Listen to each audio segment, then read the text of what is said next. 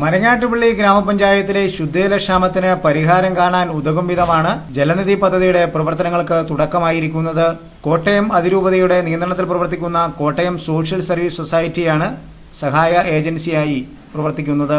ജലനിധി പദ്ധതിയുടെ പ്രവർത്തനങ്ങളുമായി ബന്ധപ്പെട്ട് ഗ്രാമസഭകൾ വിവിധ വാർഡുകളിൽ ആരംഭിച്ചിട്ടുണ്ട്.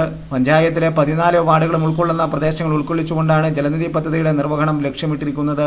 ലോകബാങ്കിന്റെയും കേന്ദ്ര സംസ്ഥാന സർക്കാരുകളുടെയും വിഹിതമായി ലഭിക്കുന്ന 75% തുകയും പഞ്ചായത്തുകളിൽ നിന്ന് ലഭിക്കുന്ന 15% തുകയും ഗുണഭോക്തൃ വിഹിതമായി ലഭ്യമാക്കുന്ന 10% തുകയും വിനിയോഗിച്ചാണ് പദ്ധതിയുടെ നിർവഹണം ലക്ഷ്യമിടുന്നത്.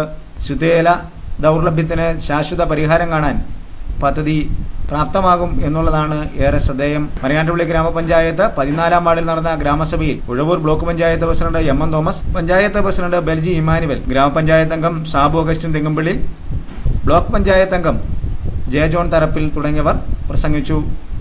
100-ലേറെ അംഗങ്ങൾ ഗ്രാമസഭയിൽ പങ്കെടുത്തു.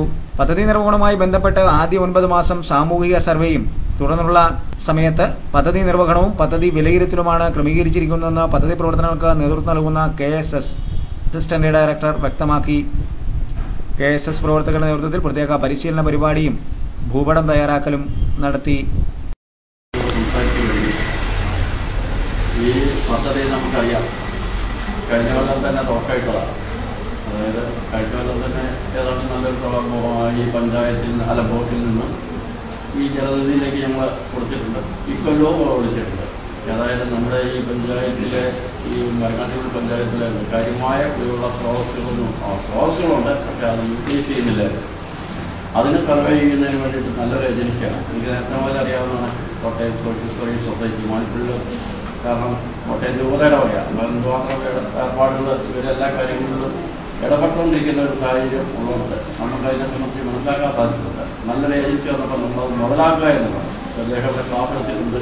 ഏത് വിധേന നമ്മൾ മുന്നോട്ട് പോകണം, അല്ലെങ്കിൽ ഏത് വിധേന ഇതിനെ സഹകരിക്കണം, പ്രാവർത്തികമാക്കുന്നതിന് വേണ്ടിയിട്ട് ഇപ്പോൾ തന്നെ നമുക്കറിയാം ഒത്തിരി ബോധങ്ങളും അതെല്ലാം കിട്ടിയിട്ടുണ്ട്.